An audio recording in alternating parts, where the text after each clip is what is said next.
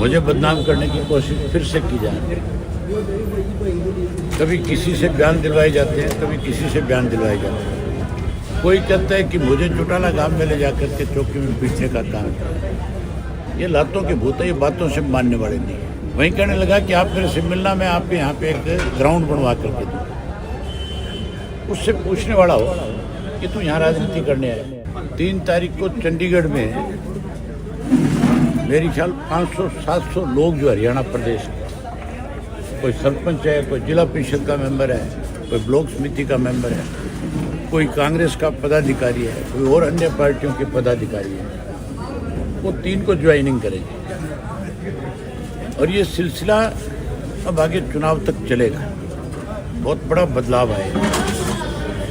उसी का नतीजा है। आपको एक चीज़ बताना चाहता हूँ, आपके माध्यम से प्रदेश के लोगों को भी मैसेज देना चाहता हूँ। मेरे खिलाफ पिछले 25 सितंबर के बाद लगातार अलग अलग षड्यंत्र के तहत मुझे बदनाम करने की कोशिश फिर से की जा रही है। कभी किसी से बयान दिलवाए जाते हैं, कभी किसी से बयान दिलवाए जाते हैं। कभी कोई व्यक्ति मैम की बात करता है, कोई कहता है कि मुझे चौटाला गांव में ले जाकर के चौकी में पीटने का काम किया।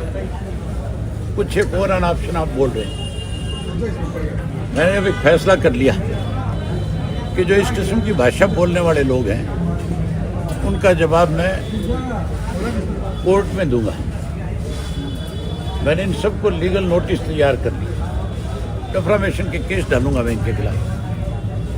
और इनसे उस केस के दौरान जो नोटिस जाएगा उसमें साफ लिखवाऊंगा वकील से कि या तो ये सार्वजनिक रूप से माफ़ी मांगे, अगर नहीं मांगेंगे तो फिर इनको कोर्ट में मेरे सामने आकर के कोर्ट का सामना करना पड़ेगा।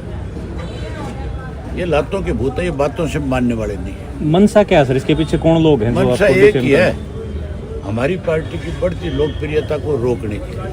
जैसे पहले मुझे बदनाम करके कांग्रेस, बीजेपी, जेजेपी मिलके रोकना चाहती है, रोकती रही। अब आम आदमी को पता लग गया कि केवल षड्यंत्र करते हैं मेरे खिलाफ। इसलिए इन्होंने फिर से एक षड्यंत्र के तहत हमें रोकने का प्रयास हो रहा है। अब हम रुकेंगे नहीं, अब हम लगातार आगे बढ़ेंगे।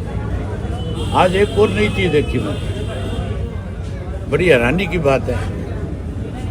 आज आपके लाखन माजरा गांव में पंजाब का मुख्यमंत्री है और वहाँ आकर के कह के गया गांव में उस बच्चे के प्रति जहाँ सहानुभूति प्रकट करने आए, पेरेंट्स से मिलने आए।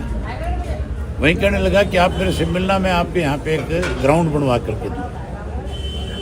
उससे पूछने वाला हो कि तू यहाँ राजनीति करने आया। हमारे प्रदेश का जो पानी है उसके लिए तो तू कहता है एक बूंद नहीं है। और तू यहाँ ग्राउंड बना करके लोगों के अंदर राजनीति करना चाहता है। ये तो समय ऐसा था कि लोग ये बात पूछ नहीं सकते थे। लेकिन मैं अपनी पार्टी के लोगों को विशेष रूप से ये बात कहूँगा कि आइंदा कहीं भी ऐसे पंजाब का कोई भी व्यक्ति आकर के सहानुभूति बटोरना चाहे या कोई राजनीतिक रोटियाँ सेकनी चाहे, उसके सामने सवाल करो कि हमारा पानी क्यों रोक रखा है। हमारा जो चंडीगढ़ हमें मिलना चाहिए था उसके ऊपर रोज राजनीति क्यों करते। आज किस तरह से लोग खाली बैठे जो ऐसी बातों पे राजनीति करने का काम करते।